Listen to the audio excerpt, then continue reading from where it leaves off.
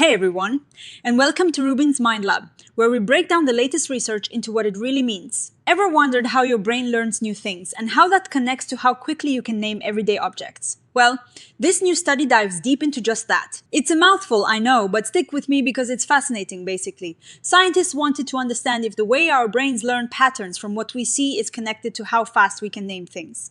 You know, that quick burst of recognition and speech, they looked at two main skills: statistical learning, which is our brain's amazing ability to pick up on patterns even without being told, and rapid automatized naming, or RAN, which is how fast we can name familiar things like digits, letters, or objects. They suspected these two skills might share some brain pathways, especially since both are important for reading. So, how did they figure this out? They brought 48 adults into a brain scanner, an fMRI machine, which basically watches your brain in action by tracking blood flow, while inside the participants played a visual statistical learning game. Imagine seeing a bunch of strange shapes flash by in sequences. The game was designed so that some shapes were more likely to follow others, creating hidden patterns. The participants didn't know they were supposed to be learning these patterns, their brains just picked them up automatically. After this familiarization phase, they were tested on how well they remembered these hidden patterns. Outside the scanner, these same participants then did 3 different naming tasks.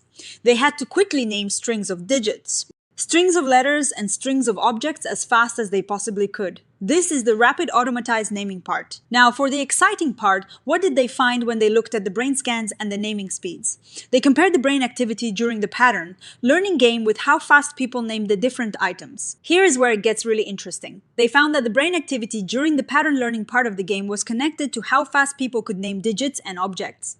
For digits, they saw connections in parts of the brain involved in early visual processing.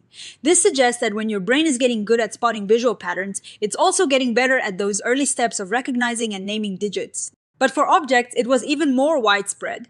They found connections in a bunch of areas in the left side of the brain, including parts involved in planning movements, speech, and controlling attention.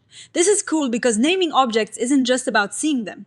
It is about accessing all sorts of knowledge about what that object is, what it does, and then saying its name. The fact that this brain activity during pattern learning linked up with object naming speed suggests that learning patterns might help our brains prepare for this more complex process of naming familiar things. But here is the big twist. When they looked at how brain activity during pattern learning related to how fast people name letters, they found nothing, absolutely no significant connections. This was true for both phases of the statistical learning task. So, what does this all mean? Why would learning patterns connect to naming digits and objects, but not letters? The researchers have a few key ideas. First, they noticed that the behavioral part of the study showed that people who were better at learning the object patterns were also better at naming objects.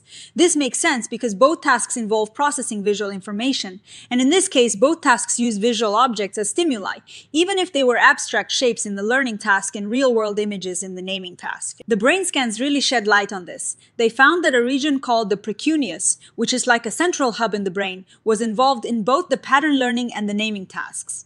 The precuneus is known for helping us integrate visual information, pay attention, and coordinate our movements. The fact that it was active in both tasks suggests it's a key player in tasks that require you to process visual information and then act on it quickly.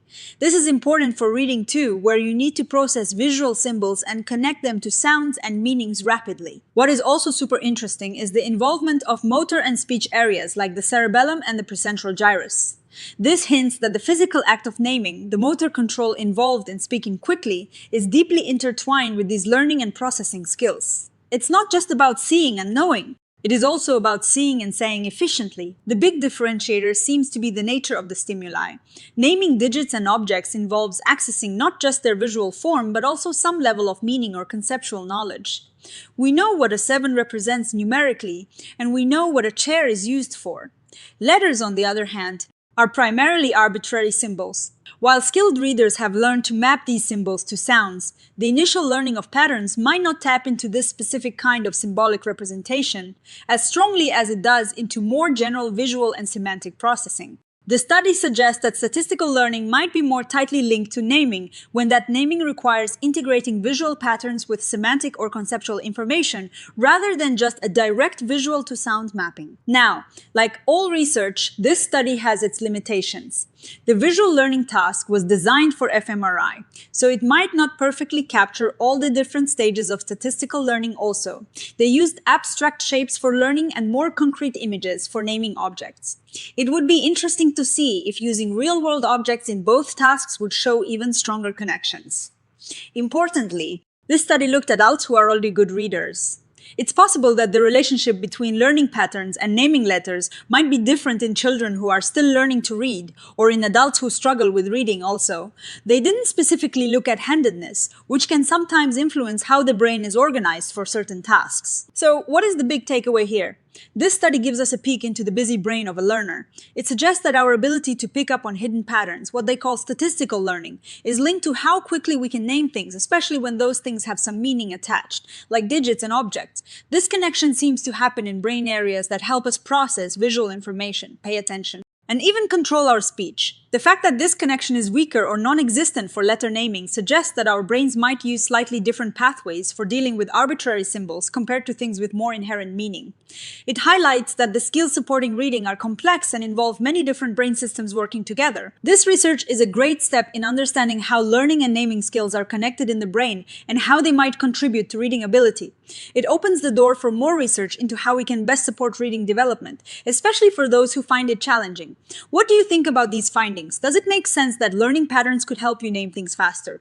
Let me know your thoughts in the comments below, and if you enjoyed this deep dive into the mind. Don't forget to give this video a thumbs up, subscribe to RUBIN'S Mind Lab for more fascinating science, and hit that notification bell so you don't miss our next exploration. Thanks for watching, and I'll see you in the next one.